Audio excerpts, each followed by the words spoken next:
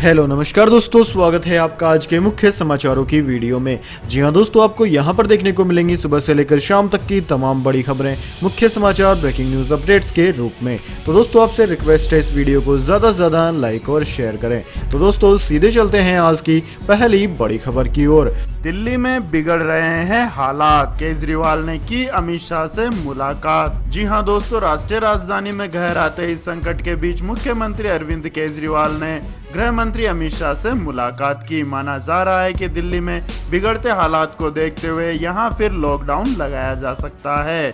अमित शाह से मुलाकात के बाद केजरीवाल ने ट्वीट कर कहा कि गृह मंत्री जी से इस महामारी के वायरस के बढ़ते संक्रमण को लेकर विस्तार से चर्चा की।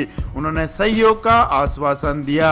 आपकी जानकारी के लिए बता दें दोस्तों, दूसरे राज्य के लोगों को दिल्ली में इलाज के लिए अनुमति दे दिए जाने के बाद से दिल्ली सरकार की चिंता बढ़ गई है।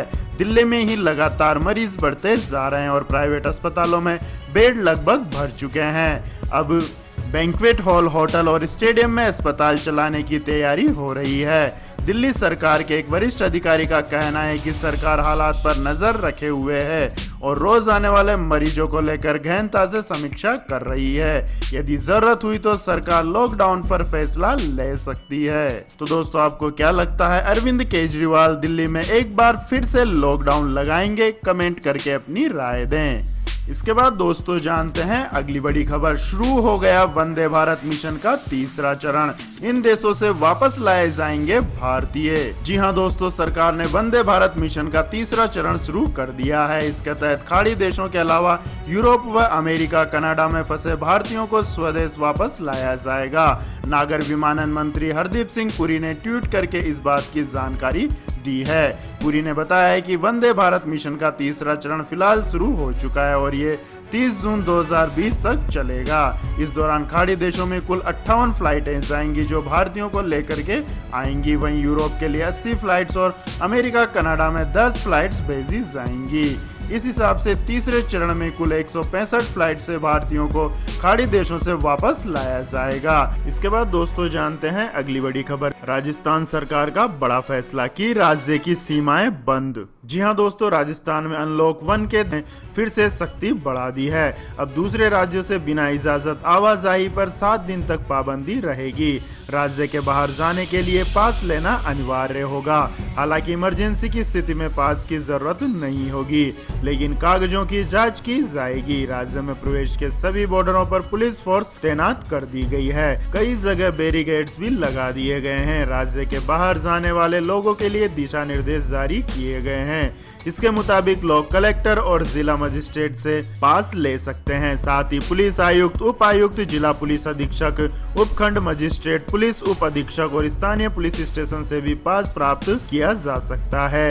वहीं प्रशासन द्वारा एयरपोर्ट, बस स्टैंड और रेलवे स्टेशन पर भी एक काउंटर लगाया जाएगा, जहां वेरिफिकेशन के बाद तुरंत पास जारी किया जा सकेगा। इसके लिए यात्रियों को प्रस्थान के समय से काफी पहले निर्धारित स्थान पर पहुंचना होगा। सभी जगहों पर स्क्रीनिंग पहले निर्धारित किए गए नियमों के अनुसार ही की जाएगी। तो दोस्तों राजस्थान सरकार के इस कदम को इस महामारी के रोकथाम के लिए आप किस प्रकार से देखते हैं? कमेंट करके अपनी राय दें। इसके बाद दोस्तों जानते हैं अगली बड़ी खबर। भारत में लॉकडाउन के चलते पुरुषों से ज्यादा महिलाओं ने खोई अपनी नौकरी। जी हां दोस्तों, भारत में इस महामारी के चलते 25 मार्च को लॉकडाउन लागू हुआ था। अप्रैल तक 12 करोड़ भारतीय अपनी नौकरियां गंवा चुके थे। मई में हुई एक नेशनल एम्प्लॉयमेंट स्टडी के मुताबिक पुरुषों की तुलना में महिलाओं ने ज्यादा नौकरियां खोई है। नौकरी पेशा भारतीयों में भविष्य को लेकर भी महिलाएं ही सबसे ज्यादा चिंतित हैं। अनुमान लगाया जा रहा है कि यह दौर काम करने वाली महिलाओं के लिए भयानक रुकावटें लाएगा। हाल ही में आई संयुक्त राष्ट्र की एक रिपोर्ट बताती है कि महामारी ने न केवल लैंगिक असमानता बढ़ाई है, बल्कि दशकों बाद मिली काम की कामयाबी को भी चोट पहुंचाई है। इसके बाद दोस्तों जानते हैं अगली बड़ी खबर। अब बाजारों का भी बदलेगा रंग रूप। पैदल चलने वालों के लिए केंद्र सरकार बना रही है नए नियम। जी हां दोस्तों, केंद्र सरकार ने एक एडवाइजरी जारी करते हुए सभी शहरों में पैदल चलने वालों को ध्यान में रखते हुए खास बाजार तैयार करने को कहा है। केंद्रीय आवास एवं शहरी मामलों के मंत्रालय की ओर से जारी एडवाइजरी के मुताबिक नवंबर तक देश के हर शहर में ऐसे बाजार बन जाने चाहिए। मंत्रालय में सचिव दुर्गा शंकर मिश्रा ने ने कहा है कि शहरों को 30 जून तक ऐसे बाजारों की पहचान कर लेनी है। उन्होंने कहा है कि 10 लाख या उससे ज्यादा की आबादी वाले शहरों में कम से कम 3 ऐसे बाजारों की पहचान की जानी है। वहीं 10 लाख से कम लोगों वाले शहर में कम से कम एक ऐसे बाजार की पहचान की जानी है। मंत्रालय ने कहा है कि लॉकडाउन में छूट के साथ लोग घरों से बाहर निकल रहे हैं। ऐसे में लोग सोशल डिस्टेंसिंग के साथ ही सार्वजनिक वाहनों के जरिए कहीं आने जाने से भी परहेज कर रहे हैं। लिहाजा पैदल चलने वाले और साइकिल का इस्तेमाल करने वालों को ध्यान में रखते हुए खास बाजार बनाए जाने की जरूरत है। तो दोस्तों, केंद्र सरकार की इस योजना के बारे में आप क्या कहना चाहेंगे, कमेंट करके अपनी राय दें। इसके बाद दोस्तों जानते हैं अगली बड़ी खबर। 2022 तक किसानों की आय को दोगुना करने के लिए 7 आए इफको और ICAR। जी हां दोस्तों, भारतीय किसान उर्वरक सहकारी लिमिटेड ने ICAR संस्थाओं और कृषि विज्ञान केंद्रों के माध्यम से विभिन्न उत्पादों के सहयोगात्मक अनुसंधान, परीक्षण और सत्यापन के जरिए भारतीय कृषि अनुसंधान परिषद के साथ एक MOU पर हस्ताक्षर किए हैं। यह इन केंद्रों को किसानों के लाभ के लिए जागरूकता कार्यक्रम, अभियान, क्षेत्र परीक्षण और प्रदर्शन के माध्यम से परीक्षण प्रदान करने के तकनीकी प्रगति का प्रसार करने में सक्षम होंगे और इस कदम से 2022 तक किसानों की आय को दुगना करने में मदद मिलेगी। इसके बाद दोस्तों जानते हैं अगली बड़ी खबर। लेकिन दोस्तों उससे पहले मेरी आपसे एक छोटी सी रिक्वेस्ट है। अगर दोस्तों आपको अभी तक हमारी न्यूज पसंद आई है तो इसे एक छोटा सा लाइक जरूर दे दें, और अगर आपको पसंद नहीं आई है तो बेशक आप डिसलाइक भी कर सकते हैं। लेकिन दोस्तों लाइक और डिसलाइक करके अपना वोट जरूर दीजिए, क्योंकि दोस्तों यही हमारी मेहनत का फल होता है और इसी से हमें पता चलता है कि आपको हमारी वीडियो पसंद आई है या नहीं। तो दोस्तों जानते हैं अगली बड़ी खबर। आम आदमी को लगा बड़ा झटका, टीवी, फ्रिज, AC और होंगे महंगे। जी हाँ दोस्तों, अक्सर कंज्यूमर इलेक्ट्रॉनिक्स और अप्लायंसेस पर ऑफर आते रहते हैं, लेकिन इस बार ऐसा शायद ही हो। इतना ही नहीं, अगर आप इन्हें खरीदने जाएं तो हो सकता है कि पहले से ज्यादा जेब ढीली करनी पड़े। आपके इलेक्ट्रॉनिक्स आइटम जैसे टीवी, फ्रिज, AC, फोन इत्यादि के दाम आने वाले दिनों में बढ़ सकते हैं। इस महामारी के कारण चीन में सब ठप पड़े रहने के कारण माल की आपूर्ति में बहुत तेजी से कमी देखने को मिली है। इसके कारण कीमतों में उछाल आने की आशंका जताई गई है। इसकी वजह से अब रॉ मटेरियल समेत इन्वेंट्री और लॉजिस्टिक्स की बढ़ती लागत और महंगाई का असर कीमतों पर पड़ेगा। आपको बता दें कि अनलॉक के दौरान AC, फ्रिज जैसे सामानों की डिमांड बहुत तेजी से बढ़ रही है, जिसकी वजह से अब कंपनियां इनके दामों में 5% या इससे ज्यादा की बढ़ोतरी करने जा रही है। इसके बाद दोस्तों जानते हैं अगली बड़ी खबर। मोदी सरकार का बड़ा फैसला, प्रवासी मजदूरों को भी मिलेगा आयुष्मान भारत के तहत फ्री हेल्थ बीमा का फायदा। जी हाँ दोस्तों, केंद्र सरकार ने बुधवार को अपनी flagship health insurance scheme Ayushman Bharat प्रधानमंत्री जन आरोग्य योजना का दायरा बढ़ाकर इसमें प्रवासी मजदूरों को भी शामिल कर लिया है। अब इस हेल्थ बीमा का फायदा किसी भी राज्य के प्रवासी मजदूर को मिलेगा। इस महामारी के संक्रमण के कारण प्रवासी मजदूर अपने घर लौटने की कोशिश में दर दर भटक रहे हैं, लिहाजा सरकार ने इन्हें भी इस स्कीम का फायदा देने का फैसला किया है। सरकार के इस कदम से प्रवासी मजदूरों को भी हेल्थ बीमा का फायदा मिलेगा, जो लॉकडाउन की वजह से बेरोजगार हो चुके हैं। इसके बाद दोस्तों जानते हैं अगली बड़ी खबर। सामने आई दुनिया की सबसे सस्ती इलेक्ट्रॉनिक कार, खासियत जानकर रह जाएंगे हैरान।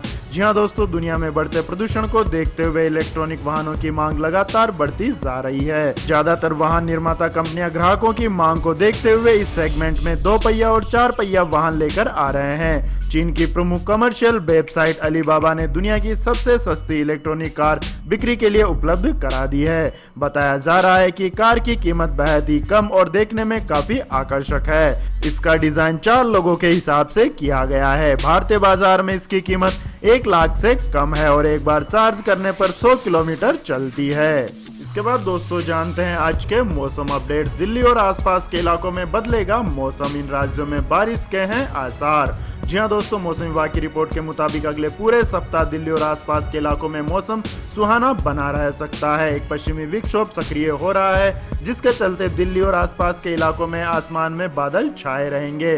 16 जून तक रुक रुक कर बारिश होगी। 12 से 14 जून के बीच तेज हवाओं के साथ बारिश होने की संभावना है। इसी दौरान हवाओं की स्पीड 40 किलोमीटर प्रति घंटा तक रह सकती है। अधिकतम तापमान 41 डिग्री और न्यूनतम तापमान 47 डिग्री सेल्सियस के बीच रह सकता है। इसके अलावा दोस्तों मौसम विभाग के मुताबिक जम्मू कश्मीर, लद्दाख, गिलगिट बल्टिस्तान, हिमाचल प्रदेश, उत्तराखंड, पंजाब, हरियाणा, दिल्ली, उत्तर प्रदेश, राजस्थान, तेलंगाना, मध्य प्रदेश, गोवा, बिहार, गुजरात, झारखंड और छत्तीसगढ़ सहित पूर्वोत्तर के राज्यों में बारिश देखी जा सकती है। वहीं दक्षिण पश्चिमी मानसून तमिलनाडु, बंगाल की खाड़ी, मिजोरम, मणिपुर और त्रिपुरा के कई हिस्सों तक पहुंच गया है। असम और नागालैंड के कुछ हिस्सों में भी मानसून की बारिश शुरू हो चुकी है। मानसून के लिए हालात काफी बेहतर हैं और ये तेजी से आगे बढ़ रहा है। इसके बाद दोस्तों रुक करते हैं पेट्रोल और डीजल के दामों का। तो दोस्तों देश में अनलॉक की शुरुआत हो गई है और इसी के साथ पेट्रोल डीजल के दामों में बढ़ोतरी का सिलसिला भी दोबारा शुरू हो गया है। पिछले 4 दिनों से पेट्रोल के दामों में बढ़ोतरी हो रही है। आज एक बार फिर ईंधन के दामों में इजाफा हुआ है। आपकी जानकारी के लिए बता दें दोस्तों, देश की राजधानी दिल्ली में पेट्रोल का भाव 73 रुपए 40 पैसे प्रति लीटर हो गया है और डीजल का भाव 71 रुपए 62 पैसे प्रति लीटर हो गया है। इसके बाद दोस्तों जानते हैं अगली बड़ी खबर। 4 दिन के बाद चांदी की कीमतों में आई गिरावट। जानिए 10 ग्राम सोने के क्या है भाव। जी हाँ दोस्तों, चांदी की कीमतों में जारी तेजी का सिलसिला थम गया है।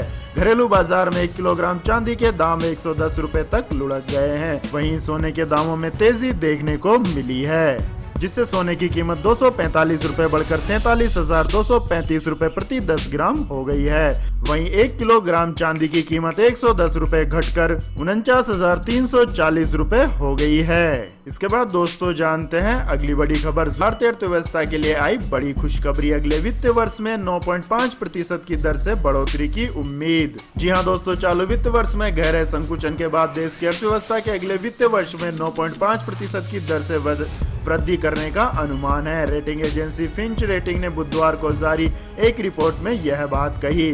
फिंच रेटिंग ने चालू वित्त वर्ष में भारतीय अर्थव्यवस्था के 5% तक सिकुड़ने का अनुमान जताया है। इस महामारी के संकट को घेराने से पहले ही अर्थव्यवस्थाओं में नरमी का रुख बना हुआ था। इसके बाद दोस्तों जानते हैं अगली बड़ी खबर। फ्लिपकार्ट पर शुरू हुई नई सर्विस। अब आप सिर्फ बोलकर कर सकेंगे शॉपिंग। जी हाँ दोस्तों, वॉलमार्ट के स्वामित्व वाली फ्लिपकार्ट ने अपने प्लेटफॉर्म पर वॉइस कमांड देने की सुविधा शुरू कर दी है। इससे ग्राहकों को हिंदी और अंग्रेजी में कमांड देकर खरीदारी करने में आसानी होगी। कंपनी ने एक बयान में कहा है कि उसने इस सर्विस को अपने किराना मंच यानी कि ग्रोसरी सेक्शन सुपरमार्केट में शुरू किया है। इससे ग्राहक अलग अलग भाषाओं में बोलकर निर्देश देकर सामान को सर्च और खरीद सकेंगे। बताया गया है कि शुरुआत में यह सुविधा हिंदी और अंग्रेजी में उपलब्ध होगी। जल्दी इसे बाकी भारतीय भाषाओं में भी उपलब्ध करा दिया जाएगा। तो दोस्तों यह थे आज के मुख्य समाचार। इसके बाद दोस्तों बारी आती है आज के माइंड क्यूज क्वेश्चन की।